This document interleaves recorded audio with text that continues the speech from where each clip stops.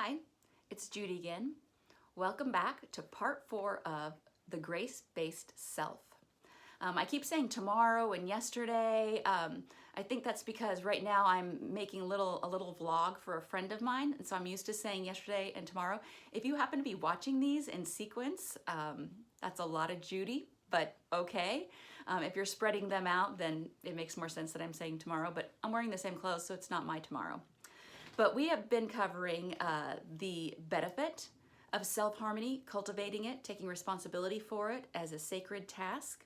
We've been talking about the soul and why the soul is the best candidate for a spirit-led life that is informed by grace, and that it can be healthy and where we can cultivate our own wellness, the kind of harmony internally that reflects the harmony within God, and the kind of security and stability that allows us to be able to step back when someone else is struggling, and that reminds us of our struggle, and we want to be able to interact from not a place of being overwhelmed by our instincts or our feelings or even trying to be right about what we think, but being able to step back and entertain the possibility of grace and wisdom, entering a process which would otherwise just be about survival and emotion and trying to get people to think like us.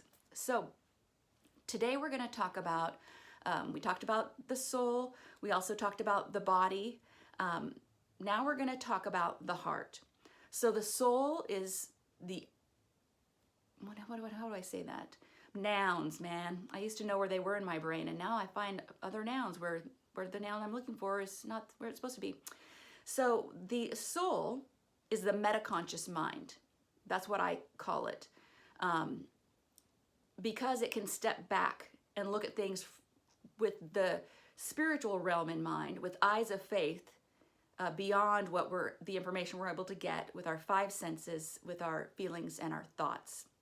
The body is the unconscious mind, because whether you're awake or asleep, conscious or unconscious, the body is taking in information, obviously more when we're awake, but it is regulating things and doing its job faithfully without really language, and it just is solely committed to our survival and to navigating our physical experience of this world. Today we'll talk about the heart. The heart is the subconscious mind. So when we're born, all we have the capacity to sort through is those vast volumes of stimulation and information and tasks to keep ourselves alive and to keep ourselves functioning, and to be able to sort through all of that information in a way that can be used to learn things and to be able to better meet our needs and to better survive and thrive in the environment with the particular caregivers we have, being in tune with them and their energy and their ways of seeing the world and managing life. As we get closer to the development of language, we move into subconscious. So what's happening is the subconscious doesn't replace the unconscious. The subconscious builds on top of the unconscious in a collaborative relationship. So it's fascinating, well, it is to me, you know, when there was a family that had an infant and a chimpanzee born at the same time, and for the first 1.5 to 2 years, the chimpanzee surpassed the infant on all of the developmental milestones. But as soon as the toddler was able to process language, develop that imagination that we know that our mother exists even if she's not in the room and we're not experiencing her, because we're beginning our narrative of reality, that all of a sudden the chimpanzee was left in the dust. The chimpanzee does not have the language necessary to embed the learnings of the heart or the subconscious mind. The animal kingdom is going to continue doing what they do because that's what they've been programmed to do by their instincts.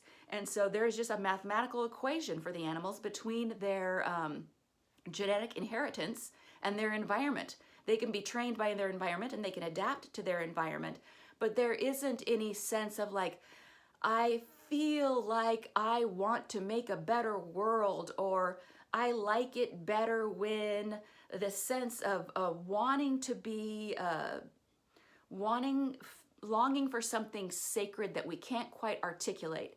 We're still not independent. We're still completely dependent on our caregivers.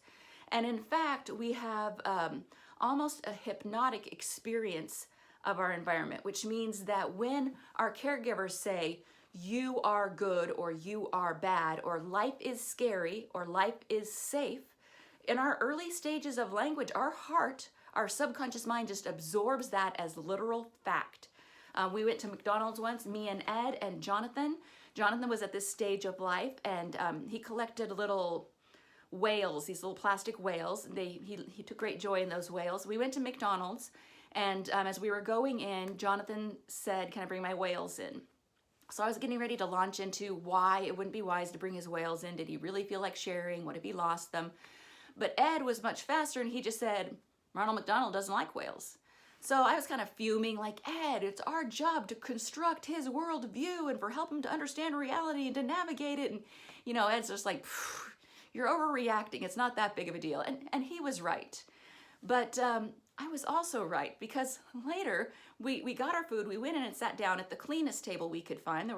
And that one happened to have a statue of Ronald McDonald in the center. And Jonathan took his food and moved clear across the room to a very dirty table. And I said, Jonathan, don't you want to sit with us? I mean, it's, you know, come over here. And Ed was like, yeah, buddy, why don't you want to be over here? And he said, he pointed at the Ronald McDonald statue and said, him hates whales. So it's like children, they don't evaluate information. They're sponges. The body is a sponge taking in all the information from the data streams of the five senses. But the heart, the subconscious, is taking in all of this information based on, does something feel good or bad? Does something make me happy or sad? At this stage, children learn that, like, wow, when the body gets aroused, it doesn't know, am I excited or am I afraid? Both those things feel chemically like the same experience. But the heart starts to say, wait a minute, when my daddy throws me up in the air and catches me, that's exciting. And when I see a snake, because every time my mom sees a snake, she screams, that's terrifying, because I've learned to associate snakes with great fear. Meanwhile, you may have another mother who's a zoologist and may say, oh, look, honey, there's a snake. It's a garden snake. Let's, you know, and the child may associate curiosity with snakes. But all those things are being learned at an unconscious level, which means they are completely unfiltered. That's why when the Bible says that the heart is, there can be deceit in the heart, really what a more accurate translation would be that the heart is biased. We're biased, but what we already know and understand from our experiences, and we do not like to be talked out of those feelings. So if parents say, oh, there's no reason to be afraid of the monster under your bed, that really doesn't reassure a small child, because the heart has its own language. Tone of voice is more important than using accurate words. The demeanor and energy level of the parent as they approach the child is much more significant than the literal meaning of what they're saying, because the heart is the development of emotion, and the heart can be biased because the heart is easily misled because it takes in information without a filter, and that's what the heart was designed to do. Because the heart can take in not as much information as the body, not that vast volume of information, but the heart can pull up memories or learnings or associations much faster than the conscious mind could even be aware of them or find them. It's like the subconscious mind is this huge pool of accumulated information and experiences, and the conscious mind is like a spotlight that can bring any of those into the light at any time. It can't be shined on the unconscious. We can't say, yes, I know my heartbeats per minute and why it's getting faster or slower. You know, we're not as good at observing that, but we can observe the subconscious, and we can ask ourselves, oh, why am I feeling how I'm feeling? What does that remind me of? When did I learn that? What's the significance of that point of view? Is there another point of view that might feel better? You know, that's how you reason with the heart. You comfort it. The heart needs a mother hen. Like Jesus said, I want to, oh, Jerusalem, how I long to draw all your children together under my wings like a hen does with her little chicks. And so the heart needs an emotional coach, a parent, a guardian, someone who can look at those big feelings that the heart is experiencing and saying, yeah, it's okay that you're mad or sad or excited, or yes, right now you're being a little too exuberant, and so I scolded you for waking up the baby. But in and of itself, excitement is a good thing. Let's figure out how to use that excitement more quietly or in a different room. And yes, you're angry, and all human beings get angry, and it's okay. It can feel scary when you're angry because it's so big. It feels like it's taking you over. But as a parent, I can reassure you that's not the case. And so the soul makes a much better parent than the conscious mind, because the conscious mind is very rule-oriented, very concrete, very bossy, likes to be right. And so it's almost like putting an elementary school age child or a junior high age child in charge of a toddler. They're not going to have a lot of patience. They're not going to have a lot of compassion, and they're going to be very bossy, and they're going to find that toddler very inconvenient to work with. So, you know, between the ages of, like say around 2, as language is developing, until somewhere around 5, you know, they say the hypnotic window closes like around between 7 and 9. So at some point we develop critical thinking as the brain continues growing up to the mammalian part of the brain, and we can say with new information, is this true or false? Do I believe it or not believe it? But the subconscious mind just takes in everything unfiltered, unquestioned, and feels it deeply. It increases our memory stores, because what we learn with emotion, we store more deeply. So the body and the heart are really good allies. They collaborate. We can sometimes feel like they're colluding. If we're in a situation where we're like, why am I so upset?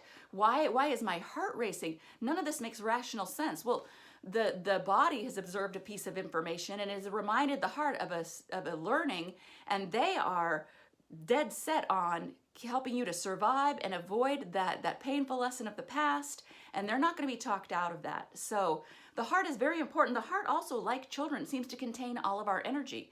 The brain, the mind, the conscious mind can say, yes, healthy food is better for us. And the body just like, oh, looks good, doesn't look good. Oh, you know, am I hungry? Am I not hungry? You know, and the heart is kind of the tiebreaker. So we need to be able to have rapport with the heart so that the heart cooperates, so that the subconscious mind trusts us to say, well, yes, this is what I feel and this is what I've learned. And I learned it deeply because there was emotion involved. It's something that someone I loved told me. It's something that someone I trusted said was real or important. It's something that I experienced as being very, very painful. You know, so the soul is the best part to be a parent, an emotional coach, a mother hen of the heart, just as the best candidate to be the shepherd for the body. And we can reach the body through the heart, and we can reach, yeah, that's right, we can reach the body through the heart, we can reach the heart through the body, because they communicate a language based on the chemistry of the body, which is translated as emotion for the subconscious or the heart.